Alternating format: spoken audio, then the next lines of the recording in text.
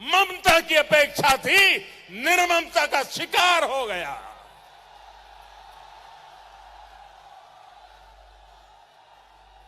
लेकिन ममता सरकार के पहले साल में ही ये साफ हो गया कि बंगाल को जो मिला है वो परिवर्तन नहीं, ये तो लेफ्ट का पुनर्जीवन है, और वो भी ब्याज समेत, सूद समेत। लेफ्ट का पुनर्जीवन यानी भ्रष्टाचार का पुनर्जीवन, अपराध और अपराधियों का पुनर्जीवन। अगर बीते दशकों में उसकी वो गति और बड़ी होती तो आज बंगाल कहां से कहां पहुंच गया होता।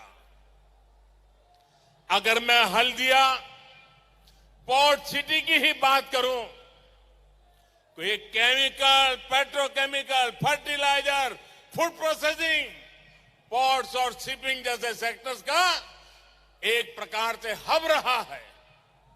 तो फिर ऐसा क्या हो गया कि अन्य राज्यों के बंदरगाह व्यापार कारोबार के बड़े केंद्र बनते चले और पश्चिम बंगाल पीछे रह गया। साथियों, आज यहां जितने भी उद्योग हैं, जितना भी कारोबार है, जितना भी इंफ्रास्ट्रक्चर है, वो सबके सब बदलाव चाहते हैं, आधुनिकता चाहते हैं। लेकिन आप सोचिए, बीते 10 सालों में यहां की सरकार ने कितनी फैक्ट्रियों का शिलान्यास या उद्घाटन किया? उस बड़े स्टील प्लांट का क्या हुआ जो यहां की अराजक व्यवस्थाओं के कारण शुरू ही नहीं हो सका? साथियों, पश्चिम बंगाल की स्थिति का सबसे बड़ा कारण है यहां की राजनीति।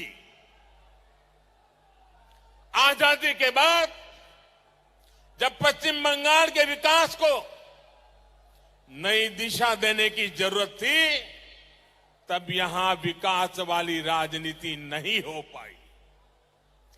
पहले कांग्रेस ने शासन किया तो भ्रष्टाचार का बोलबाला रहा, फिर लेफ्ट का शासन लंबे समय तक रहा। उन्होंने भ्रष्टाचार के साथ साथ अत्याचार को जोड़ दिया और दोनों की तरफ आगे बढ़े और विकास पर उन्होंने ब्रेक लगा दिया। 2011 में पूरे देश की नजरें बंगाल पर थी। लेफ्ट की हिंसा और भ्रष्टाचार का जर्जर किला ढहने की कगार पर था। उस समय ममता दीदी ने बंगाल से परिवर्तन का वादा किया। उनके इस वादे ने पूरे देश का ध्यान खींचा। लोगों ने भरोसा किया।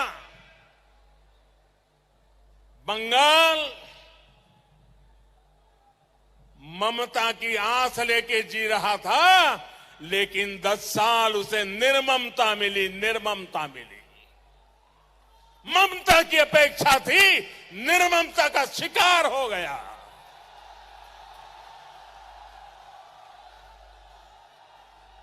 लेकिन ममता सरकार के पहले साल में ही ये साफ हो गया कि बंगाल को जो मिला है वो परिवर्तन नहीं, ये तो लेफ्ट का पुनर्जीवन है, और वो भी ब्याज समेत, सूद समेत। लेफ्ट का पुनर्जीवन यानी भ्रष्टाचार का पुनर्जीवन, अपराध और अपराधियों का पुनर्जीवन, हिंसा का पुनर्जीवन, लोकतंत्र पर हमलों का पुनर्जीवन। इससे पश्चिम बंगाल में गरीबी का दायरा और बढ़ता गया। पुराने उद्योगों में ताले लगते चले गए। नए उद्योग लगाने के लिए कोई उत्साह नहीं रहा। किसान को उतनी सुविधा नहीं मिलती जितनी मिलनी चाहिए थी। जब सरकारी संरक्षण में लोग प्रॉपर्टी पर कब्जा करेंगे, जब सड़कों पर आए दिन खून खराबा होगा, जब सरकारी भर्तियां पार्टी के लोग करेंगे, तो बंगाल के सामान्य नौजवान को रोजगार कैसे मिलेगा? साथियों, बंगाल में आप दीदी से अपने अधिकार की बात पूछ देंगे तो वो बौखला जाती है, चिलमिला जाती है। यहां तक कि भारत माता की जय के नारे लगा दो तो भी वो नाराज हो जाती है। लेकिन देश के खिलाफ बोलने वाले कितना भी जहर उगल दे, दीदी को गुस्सा ही नहीं आता है। अभी आपने न्यूज में देखा होगा, इन दिनों भारत को बदनाम करने के लिए कैसे कैसे अंतर्राष्ट्रीय षड्यंत्र सामने आ रहे हैं, कैसी कैसी साजिशें खुल रही है। अब तो इस बात की प्लानिंग की जा रही है कि कैसे भारत को बदनाम करना है, कैसे भारत की छवि को बिगाड़ना है। साजिश करने वालों की बेचैनी इतनी ज्यादा है कि भारत को बदनाम करने के लिए वो चाय से जुड़ी भारत की पहचान पर हमला करने की बात कर रहे हैं। टी वर्कर्स की कड़ी मेहनत पर हमला करने का षड्यंत्र किया जा रहा है। योग जैसी भारत की विरासत, जिसे महर्षि अरबिंदो और स्वामी विवेकानंद जैसे अनगिनत महापुरुषों ने, ऋषियों मुनियों ने निस्वार्थ भाव से दुनिया तक पहुंचाया, उस योग पर हमला किया जा रहा है।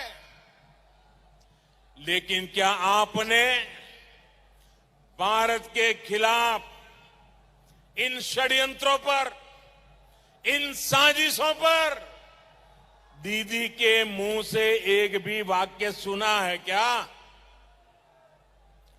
अनेक ऐसे हैं जिन्होंने देश के लोगों ने दशकों तक सेवा का मौका दिया, वो भी या तो चुप है या इन षड्यंत्रों का समर्थन कर रहे हैं।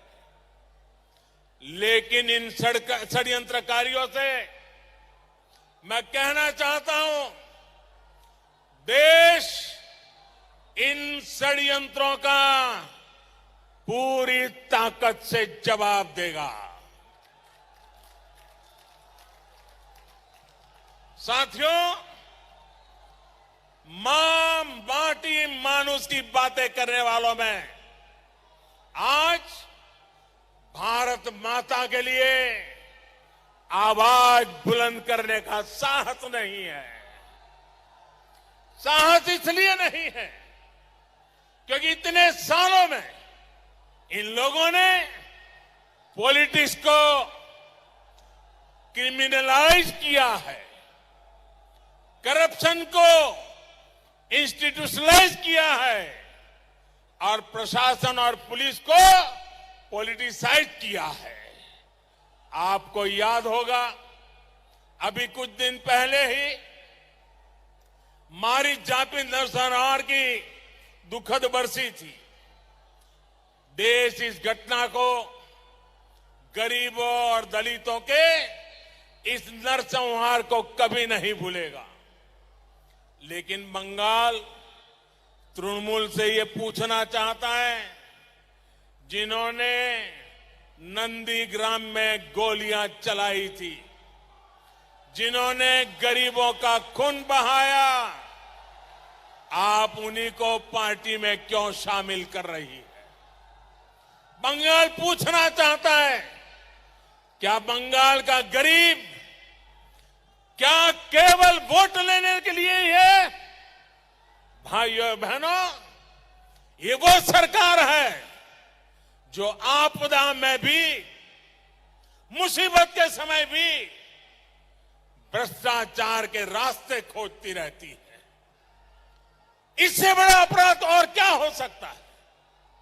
इतना बड़ा साइक्लोन आया, चक्रवात आया, इतना कुछ तबाह हो गया।